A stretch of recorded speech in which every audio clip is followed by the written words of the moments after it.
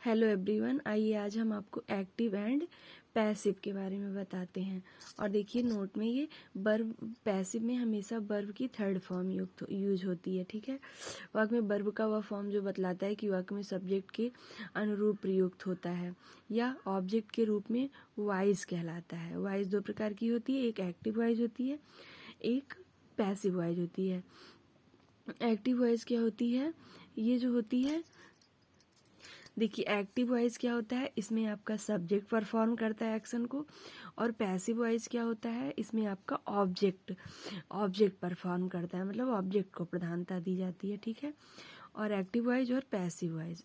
Passive voice में क्या होता है, ऑलवेज थर्ड फॉर्म यूज होती है। देखिए पहले देखिए, जिन वाक्यों में इंट्रांसिटिव वर्ब मतलब अकर्मक क्रिया, उनकी पैसिव वॉइस नहीं बनती है। मतलब जैसे जिसमें क्या और किसे का उत्तर नहीं मिलता है, जैसे कि मतलब मोहन पत्र लिखता है तो उसमें आपका क्या हो जाएगा, ए लेटर जो हो जाएगा वो ऑब्जेक्ट मिल जाएगा। तो ऐसे ही तब वो ट्रांसिटिव वर्ब होगी। लेकिन जिसमें नहीं मिलता है उसमें इंट्रांसिटिव वर्ब होता है, तो उसका पैसिव वॉइस नहीं बनता है। ये हम आपको आगे समझाएंगे। देखिए एक्टिव वॉइस में कुल 12 टेंसेज होते हैं, लेकिन पैसिव वॉइस में केवल 8 टेंसेज मतलब वाक्यों को ही बनाया जा सकता है। और देखिए जिसकी पैसिव वॉइस नहीं बनती है उसमें प्रेजेंट परफेक्ट कॉन्टिन्यूअस टेंस होता है, पास्ट परफेक्ट कॉन्टिन्यूअस टेंस होता है, फ्यूचर कॉन्टिन्यूअस टेंस होता है और फ्यूचर परफेक्ट कॉन्टिन्यूअस टेंस होता है। उसके बाद देखिए कैसे चेंज होता है, सब्जेक्ट को ऑब्जेक्ट में चेंज कर दिया जाता है, उसके बाद ऑब्जेक्ट को सब्जेक्ट में चेंज कर दिया जाता है। Change of voice verb in action form, verb in passive form, मतलब ये चेंज हो गया ऐसे। देखिए अगर सब्जेक्ट यदि प्रोनाउन होता है तो कैसे चेंज किया जाता है। देखिए अगर नाउन होता है तब तो बाई के बाद वही सब्जेक्ट लगा दिया जाता है, और प्रोनाउन होता है तो उसको किस में कन्वर्ट किया जाता है, और इसके पूर्व प्रायः बाई का प्रयोग किया जाता है। देखिए क्या कैसे होता है, देखिए कैसे चेंज होता है। वी का अस हो जाता है, यू का यू हो जाता है, दे का देम हो जाता है, ही का हिम हो जाता है, सी का हर हो जाता है, इट का इट हो जाता है, हु का बाई होम हो जाता है, लेकिन बाई सबके पहले लगता है। ठीक, अब देखिए एक्टिव वॉइस की वाक्यों का पैसिव वॉइस बनाना। ये कैसे बनता है, एक्टिव वॉइस के वाक्यों का पैसिव वॉइस कैसे बनता है। एक्टिव वॉइस से पैसिव वॉइस मुख्य नियम है, सब्जेक्ट को ऑब्जेक्ट तथा ऑब्जेक्ट को सब्जेक्ट बना देते हैं। ये सब आपको थोड़ा बहुत चीजें पता होंगी। टेंसेस के अनुसार सहायक क्रिया लिखते हैं, नए ऑब्जेक्ट से पहले बाई लगाते हैं। फिर एक्टिव वॉइस के वाक्य की मुख्य क्रिया की थर्ड फॉर्म, ये हमने आपको पहले ही बताया। ठीक है, और फॉर्मूले में दिया गया है कि एक्टिव में क्या होता है, subject plus verb plus object होता है, और पैसिव में subject plus auxiliary verb plus third form verb की, और form of verb plus by plus object. ठीक, और उसके बाद क्या है आपका, एक्टिव से पैसिव बनाने की विधियां जो होती हैं वो आपका कुछ दिया गया है। जैसे प्रेजेंट इंडेफिनिट टेंस में राजेश राइट से पोयम, तो a poem is written by Rajesh, ऐसे ही सबका एग्जांपल दिया। They buy books are bought by them, I do not like them, they are not like by me, do you love her, तो do का क्या होगा, इसमें वर्ब वाला लग जाएगा। इज सी, मतलब हर, यहाँ सी हो गया ना, हर का सी हो जाएगा। Is she loved by you. देखिए इस टेंस में क्या होता है, पैसिव वॉइस वाक्यों में कर्ता के अनुसार इज एम आर, मतलब ये प्रेजेंट टेंस का है ना, तो इसलिए असहायक क्रियाओं की मुख्य क्रिया की थर्ड फॉर्म का प्रयोग होता है। ही सी इट तथा सिंगुलर नाउन्स एक वचन की संज्ञाओं के साथ इज का प्रयोग होता है, आई के साथ एम का, वी यू दे तथा प्लूरल नाउन के साथ आर का प्रयोग होता है। तो ठीक, उसके बाद एक्टिव में क्या होता है, सब्जेक्ट प्लस डू या डज प्लस वर्ब की फर्स्ट फॉर्म प्लस ऑब्जेक्ट होता है। और पैसिव में क्या हो जाता है, सब्जेक्ट प्लस बी ई और is am are plus third form और of verb plus by plus object. फिर आते हैं प्रेजेंट कॉन्टिन्यूअस में। प्रेजेंट कॉन्टिन्यूअस में देखिए क्या होता है, प्रेजेंट कॉन्टिन्यूअस में जैसे I am writing a letter, तो ए लेटर इज बीइंग, मतलब कॉन्टिन्यूअस में हमेशा बीइंग लग जाता है ना हेल्पिंग वर्ब के बाद, तो a letter is being written by me, I का मी हो गया। ठीक है।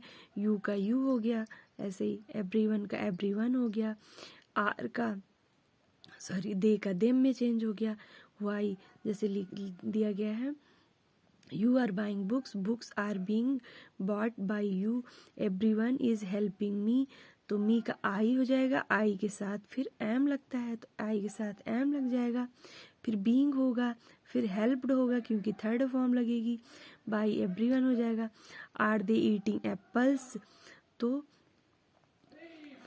मतलब क्वेश्चन मार्क वाला है ना, तो are apples being eaten by them, और उसके बाद why is Sangeeta not doing her homework, तो व्हाई ही लगेगा, इज लगेगा, और संगीता मतलब डू हर है ना, तो सी वो सी लग जाएगा, why is her homework, why Sangita not doing her homework, तो why is her homework not being done by Sangita. उसके बाद देखिए रूल इसमें आते हैं सेकंड रूल पे। देखिए इस टेंस में सब्जेक्ट कर्ता के अनुसार is being, am being, are being के साथ मुख्य क्रिया की थर्ड फॉर्म लिखी जाती है, और नियम दूसरे में क्या होता है, आई के साथ am being, he she it तथा सिंगुलर नाउन के साथ is being, you is being, we you they तथा प्लूरल नाउन के साथ आर बीइंग का प्रयोग किया जाता है। देखिए formula subject plus is am are plus verb plus being plus object, फिर पैसिव में subject plus is am are plus being form of verb plus by plus object. देखिए प्रेजेंट परफेक्ट टेंस में क्या होता है, इस टेंस के अनुसार पैसिव वाई वाक्य में कर्ता के अनुसार हेल्पिंग वर्ब हैज बीन तथा हैव बीन का प्रयोग करके मुख्य क्रिया की थर्ड फॉर्म यूज होती है, have been, he she it singular के साथ has been, I we you they तथा प्लूरल नाउन के साथ हैव बीन का प्रयोग होता है। फिर देखिए प्रेजेंट परफेक्ट टेंस के बाद प्रेजेंट परफेक्ट कॉन्टिन्यूअस में कोई चेंज ही नहीं होता है। फिर आया आपका past indefinite tense. Past indefinite मतलब सिंपल पास्ट टेंस। देखिए इस टेंस पैसिव वाक्य में सहायक क्रिया हेल्पिंग वर्ब वाज तथा वेयर का प्रयोग किया जाता है। नियम 2, he, I, he, she, it तथा सिंगुलर नाउन के साथ वाज लगाते हैं, थर्ड फॉर्म का प्रयोग करते हैं। वी यू दे तथा प्लूरल नाउन के साथ सहायक क्रिया वेयर लगाकर मुख्य क्रिया की थर्ड फॉर्म का प्रयोग करते हैं। फॉर्मूला एक्टिव वाइज जो रहता है उसमें सब्जेक्ट प्लस सेकेंड फॉर्म की वर्ब रहती है प्लस ऑब्जेक्ट रहता है। पैसिव में सब्जेक्ट प्लस वाज या देयर प्लस थर्ड फॉर्म और बाई प्लस ऑब्जेक्ट लगता है। जैसे ही was writing a letter was being written by him, ऐसे ही सबका है। Was Sudha telling a story, was a story being told by Sudha. वह देखिए रूल में आते हैं, ही, सी, इट, आई तथा सिंगुलर नाउन के साथ वाज बीइंग एवं प्लूरल नाउन के साथ बेयर बीइंग का प्रयोग करके मुख्य क्रिया की थर्ड फॉर्म लिखी जाती है। देखिए एक्टिव में क्या होता है, सब्जेक्ट प्लस वाज या were plus verb plus being object, और पैसिव में सब्जेक्ट प्लस वाज या were plus being third form of verb plus by plus object. देखिए अब आते हैं पास्ट परफेक्ट टेंस पे। देखिए पास्ट परफेक्ट टेंस में पैसिव वॉइस के लिए प्रत्येक कर्ता के साथ हैड बीन सहायक क्रिया हेल्पिंग वर्ब का प्रयोग किया जाता है तथा मुख्य क्रिया की थर्ड फॉर्म। एक्टिव में subject plus had plus third की फॉर्म प्लस ऑब्जेक्ट, और पैसिव में subject plus had been plus third form plus of verb plus by plus object. देखिए future indefinite tense. Future indefinite tense में simple future tense में will be तथा shall B सहायक क्रियाओं का प्रयोग वाक्य के सब्जेक्ट के अनुसार होता है, और नियम 2 में आई बी के साथ शैल बी तथा अन्य सभी सब्जेक्ट के साथ सहायक क्रिया विल बी के पश्चात मुख्य क्रिया की थर्ड फॉर्म का प्रयोग होता है। आई बी के साथ शैल बी और सबके साथ विल बी। एक्टिव में सब्जेक्ट प्लस शैल या will first form of verb और ऑब्जेक्ट होता है। पैसिव में सब्जेक्ट प्लस शैल या will plus be plus third form of verb plus by plus object.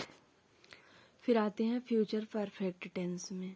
Future perfect में क्या है, जैसे he will have praised you, तो यू के साथ विल लगता है, फिर have been praised by him, ठीक, ही का हिम हो गया।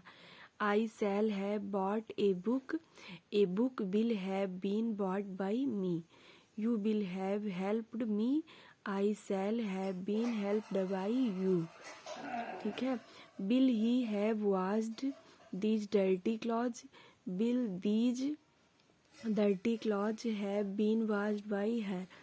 उधर नियम में क्या है, इस टेंस में आई वी के साथ सहायक क्रिया शैल हैव बीन तथा अन्य सभी कर्ताओं के साथ विल हैव बीन का प्रयोग करके मुख्य क्रिया की थर्ड फॉर्म लिखी जाती है। देखिए एक्टिव में क्या होता है, सब्जेक्ट प्लस शैल या